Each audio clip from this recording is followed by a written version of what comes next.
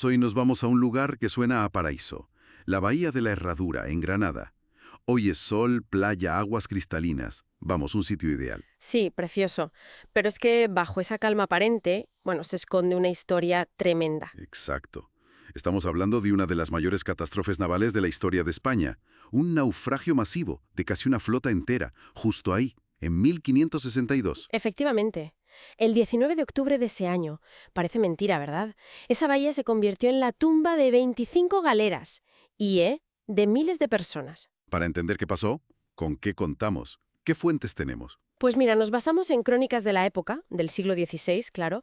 También hay documentos de archivo y análisis más modernos, sobre todo meteorológicos, que intentan descifrar qué tipo de tormenta fue aquella. Y la memoria local, ¿no? Que a veces perdura. Sí, sí, sorprendentemente, aún hay un eco local. Nuestra idea hoy es explorar qué ocurrió exactamente, por qué fue tan devastador y qué nos dice de ese momento histórico. Pues situémonos primero. Siglo XVI, el Mediterráneo. Aquello era un hervidero, ¿verdad? Totalmente, una lucha constante, ¿eh?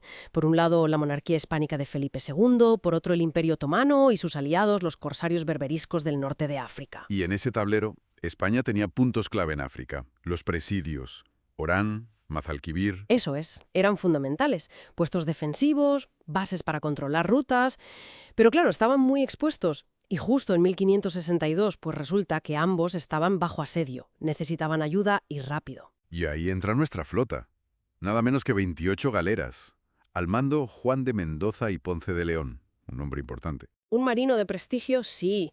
La misión era crítica, socorrer Orán y Mazalquivir. Pero fíjate quién iba a bordo. Claro, no solo militares. No, había unos 2.100 soldados, sí, y 1.250 marineros. Pero también, unos 3.600 remeros forzados. 1600. Los galeotes, ¿no? Los galeotes, exacto, los que movían las naves. Y además iban familias de los soldados, o sea, estamos hablando de miles y miles de personas. Muchísima gente. Vale, la flota zarca de Málaga el 18 de octubre. Y casi al salir, problemas. Pues sí. Mal tiempo casi de inmediato. El viento empieza a soplar fuerte y hacen lo lógico, buscar refugio. Y eligen la Herradura, que era conocido como un buen abrigo para ciertos vientos. Pero entonces, si era un refugio conocido, ¿qué falló? ¿Qué convirtió ese sitio seguro en una trampa? Esa es la clave. Parece que no fue una tormenta normal, digamos. Los estudios modernos apuntan a un fenómeno, bastante extremo. Quizá un tipo de ciclón, algo no muy habitual allí. Ajá. Pero lo peor, lo realmente catastrófico, fue un cambio repentino del viento. De repente empezó a soplar un levante fortísimo, un viento del este que entraba directo a la bahía. Ostras, ¿y eso? Eso convirtió el refugio en una ratonera. Las galeras quedaron atrapadas. Claro, sin poder salir a mar abierto por el temporal y sin espacio dentro para maniobrar con ese viento. El caos tuvo que ser absoluto. Imagínatelo, galeras ingobernables chocando unas contra otras en la oscuridad o con la poca luz del amanecer, siendo arrastradas contra las rocas, los acantilados de la Punta de la Mona y Cerro Gordo. Las crónicas hablan de algo dantesco. ¿Y el resultado final? Las pérdidas. Terribles. Se perdieron 25 de las 28 galeras. 25. Las cifras de muertos, son imprecisas, como pasa a menudo, pero se habla de miles, casi todos. ¿Y el comandante, Mendoza? Murió también. Hay una crónica, de hecho, que cuenta que murió golpeado por un madero mientras intentaba salvar a 2 niños nobles que llevaba a su cargo. Un final desolador. ¡Qué barbaridad! Para él y para todos los demás. Comentabas que las crónicas hablaban de cuerpos llegando a la orilla durante días. ¿Por qué eran tan frágiles estas naves, las galeras, ante algo así? A ver, las galeras eran barcos muy específicos, largos, bajos, pensados para ir rápido al remo con buen tiempo o vientos favorables. Claro. Pero con viento fuerte de lado o de frente, y sobre todo con olas grandes como las de ese día, eran muy difíciles de manejar. Los remos no servían de nada contra ese mar, y su estructura pues no estaba hecha para resistir golpes así contra las rocas. Entiendo.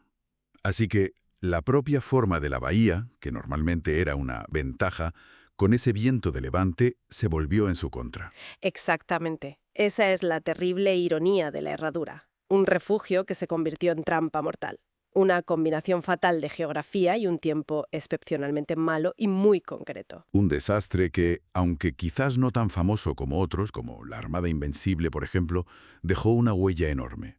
Se dice que la bahía es como un museo acuático. Sí, bueno, esa idea del museo es complicada, porque aunque el fondo guarda la historia, encontrar restos hoy es muy difícil por las corrientes, la profundidad, el tiempo. Claro. Por eso es tan importante la memoria local, esas historias que pasan de generación en generación, y los actos que se hacen, como uno reciente con niños de colegio por el aniversario 459, para que no se olvide. Y supongo que intentarían recuperar cosas valiosas, ¿no? Artillería, por ejemplo. Sí, sí, casi de inmediato. Hay documentos de 1563, fíjate, al año siguiente, que ya hablan de intentos de sacar piezas de artillería de bronce. El bronce era muy valioso. Entendido. Entonces, resumiendo un poco. Una misión de socorro vital, que acaba en tragedia por un evento climático extremo y muy particular, y una geografía que jugó en contra. Exacto, y el impacto fue brutal e inmediato. Perder casi toda una flota así y miles de vidas debilitó la capacidad naval española en el Mediterráneo en un momento muy delicado. Un golpe durísimo. Tuvo que ser un shock tremendo para la corona y para la estrategia naval del momento. Desde luego, obligó a un esfuerzo enorme para reconstruir esa fuerza, un esfuerzo que, bueno, que luego daría sus frutos, pero el golpe inicial fue tremendo. Y nos deja pensando, ¿cómo un lugar hoy tan tranquilo y bello como la Herradura puede esconder debajo una historia tan violenta, tan trágica, Sí. quizás eclipsada por otros nombres más sonoros de la historia naval? Pero ahí está.